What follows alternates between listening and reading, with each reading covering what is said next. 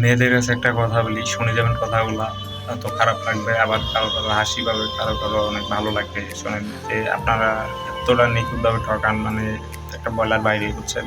ছেলেরা সত্যি কখনো কান্না করতে চায় না, কখনো কান্না করতে চায় না। কারণ আমি আমার লাইফে একজন ছেলে মানুষ, আমি তাকে এতটা পরিমাণ ভালোবাসছিলাম, অনেকটা ভালোবাসছিলাম। তো ভালোবাসার প্রতিদান যে সে আমাকে মৃত্যু দিবে, আমি এটা কখনো ভাবতে পারিনি।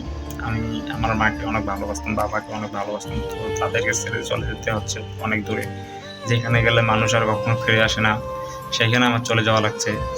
তো এগুলো মানে ভাবতে গেলে আগে হাসি পেতো, এখন এখন অনেক কান্না পায়, বুঝছেন? মানে সবাই অনেক কথা বলতো, তাকে তুই পাবি না কখনো, সে তোকে ছেড়ে যাবে।